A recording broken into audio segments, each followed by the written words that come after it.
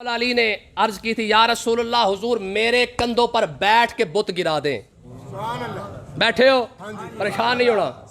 میرے کندھوں پہ بیٹھ کے بت کو گرا دیں. تو آقا علیہ السلام نے فرمایا علی تو میرا بوجھ اٹھا سکتا نہیں. حالانکہ دیواریں بھی سیدھی ہے, زمین بھی سیدھی ہے بھی اللہ کا حرم. اور میرا نبی کیا فرمایا علی تو میرا بوجھ اٹھا سکتا ہے بھی جوانی. اور کمال کی بات نہیں, سیدنا صدیق اکبر آقا علیہ السلام سے صرف 2 سال چھوٹے ہیں, عمر کے لحاظ سے بھی 2 سال چھوٹے ہیں. اور آقا علیہ السلام کو کندھے پر بٹھا کے کہاں جا رہے ہیں؟ غار تک جا رہے ہیں. اور میرا نبی ان کے کندھے پر سوار بھی ہے. اور آقا علیہ السلام نے یہ نہیں فرمایا صدیق تو میرا بوجھ نہیں اٹھا سکتا, علی جوان ہو کے نہیں اٹھا سکتا, تو پھر بھی میری عمر کے قریب ہے, تو کیسے اٹھائے گا؟ ایسے نہیں فرمایا. پتہ ہے اس کا مطلب کیا ہے؟ اس کا مطلب یہ ہے نبوت کا بوجھ اگر اٹھا سکتی ہے تو صداقت ہی اٹھا سکتی ہے. نبوت کا بوجھ صداقت اٹھائے, نبوت کا بوجھ ولایت نہیں اٹھا سکتی. کیوں جی مسئلہ لگ رہا تو سمجھ آ جائے صحیح. نبوت کا بوجھ صداقت اٹھا سکتی ہے, یعنی صداقت اس قابل ضرور ہوتی ہے کہ نبوت کا بوجھ اٹھائے. قرآن مجید پڑھ کے دیکھ رہے انعم اللہ علیہ من النبیین والصدیقین. نبی کے بعد اگر کوئی نبوت کا بوجھ اٹھا سکتا ہے تو وہ صدیق ہے. حالانکہ آقا علیہ السلام نے کیا فرمایا تھا؟ فرمایا علی تو بوجھ نہیں اٹھا سکتا, فرمایا تو میرے کندھے پہ آ. ہاں تو میرے کندھے پہ آ. اس کا مطلب پتہ ہے کیا نکلتا ہے؟ اس کا مطلب یہ ہے کہ ولایت جب بھی تیرتی ہے وہ نبوت کے کندھے پہ تیرتی ہے. پھر اگلی بات بھی دیکھیں. بیٹھے ہو ایسے تو پریشان نہیں ہونا. یہ نبوت اور صداقت اور ولایت کی بات ہے. نبی کا بوجھ صداقت اٹھائے, صدیق اٹھائے, اور ولایت کا بوجھ نبوت اٹھائے. مطلب کیا نکلا؟ مطلب یہ کہ آقا علیہ السلام نے فرمایا علی تو میرے کندھے پہ آ. نبی جس پر سواری کرے وہ بھی شان والا, نبی پر جو سوار ہو وہ بھی. اب اگلی بات بھی دیکھتے جائیں ذرا. آقا علیہ السلام نے جس پر سواری کی ہے اس سواری جیسی سواری کوئی نہیں, اور جو میرے نبی کے کندھوں پر سوار ہو اس جیسا سوار بھی کوئی نہیں. تو اب مسئلے کو سمجھیں, خاندان کیسا ہے؟ مولا علی ہو یا حسنین کریمین ہو, یہ وہ خاندان ہے جس کو میرے نبی نے کندھوں پر اٹھایا ہے, اور صدیق وہ ہے جس نے میرے نبی کو اپنے کندھوں پر اٹھایا. مولا علی کو کندھے پہ اٹھانے والا بھی میرا نبی, حسنین کریمین کو کندھے پہ اٹھانے والا بھی میرا نبی. نبی جس کی سواری بنے وہ خاندان اہل بیت, اور نبی جس پر سواری کرے وہ صدیق اکبر کی ذات. تو بات سمجھ آئی کہ نہیں آئی؟ تو اللہ تبارک و تعالی ہمیں یہ مسائل, یہ باتیں بھی ساتھ سمجھنے کی توفیق عطا فرمائے.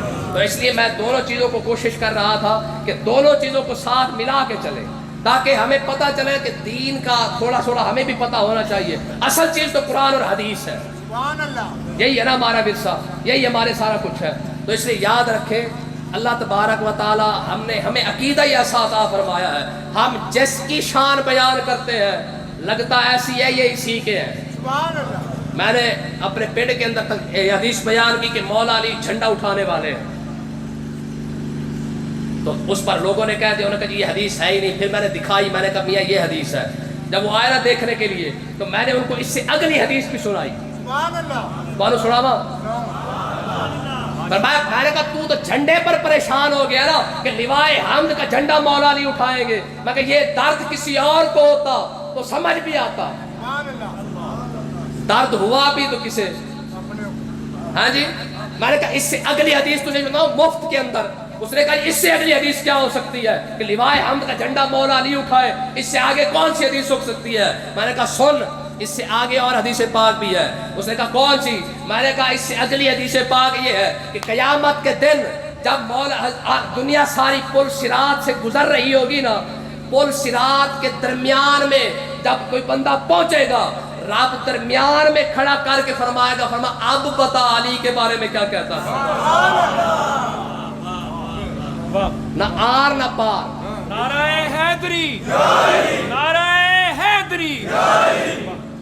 بات سمجھ آ رہی کہ نہیں آ رہی؟ ہاں، پل صراط سے گزرتے گزرتے جب درمیان میں پہنچے گا نا، رب پھر فرمائے گا اب پتا مولا علی کے بارے میں کیا کہتا تھا۔ ایمانداری سے بتاؤ، جس کا مقتدی ایسا ہو وہ امام کتنی شان والے ہوں گے؟ چلو شکر، تو اشارہ سمجھ آیا نا؟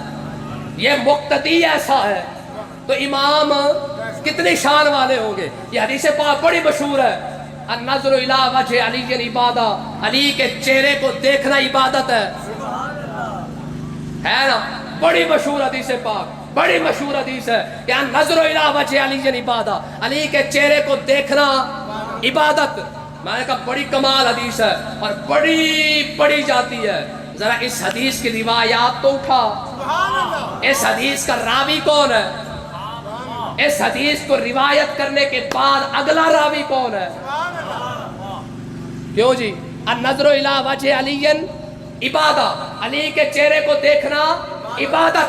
اس حدیث کو روایت کرنے والا سیدنا ابو بکر صدیق رضی اللہ عنہ۔ اگلی بات بھی ساتھ دیکھتے جائیں، اگلی راویہ اما عائشہ صدیقہ رضی اللہ تعالی۔ سیدنا صدیق اکبر مولا علی کو دیکھ رہے ہیں، اما عائشہ صدیقہ نے جو دیکھا نا، کہا ابا جان علی کو ایسے دیکھتے جا رہے ہیں تو میں تجھے پتہ نہیں میرے نبی نے فرمایا تھا، کیا فرمایا تھا؟ علی کے چہرے کو دیکھنا عبادت۔ اور حدیث کا سارا دار و مدار راوی پر ہوتا ہے۔ اگر راوی ضعیف ہو جائے تو حدیث کے اوپر زد پڑ جاتی ہے۔ تو اب مسئلے کو سمجھے، جس حدیث کو تم نے ساری زندگی پڑھا اور ساری زندگی اس حدیث کو جو ہے وہ نہ بڑے بڑے بورڈوں پر لکھتے رہے، ساتھ راوی بھی لکھ کے دیکھو نا،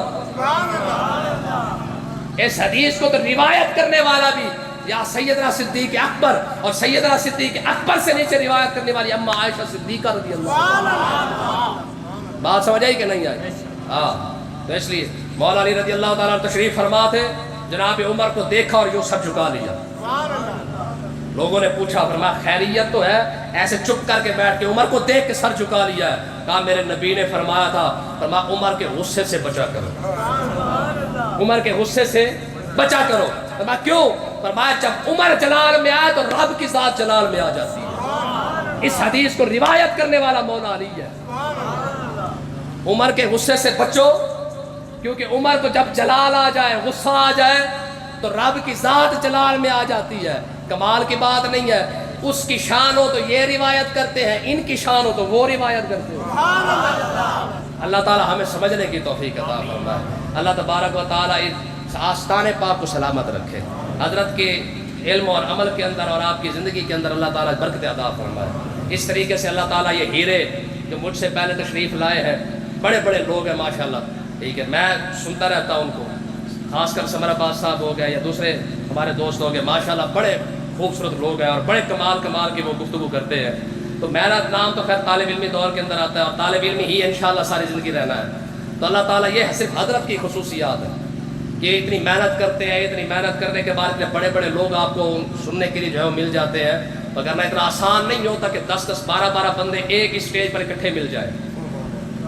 تو اللہ تعالیٰ ہمیں سمجھنے کی توفیق عطا فرمائے۔ ادارہ منہاج القرآن کی طرف سے جو ہے وہ دستار بندی کا سلسلہ بھی میرے خیال چل رہا ہے۔ اچھا ماشاءاللہ، لیکن یہ اعزاز ایسے نہیں ملتے، جب لوگ محنت کرتے ہیں تو اللہ تبارک و تعالیٰ یہ برکت عطا فرماتا ہے۔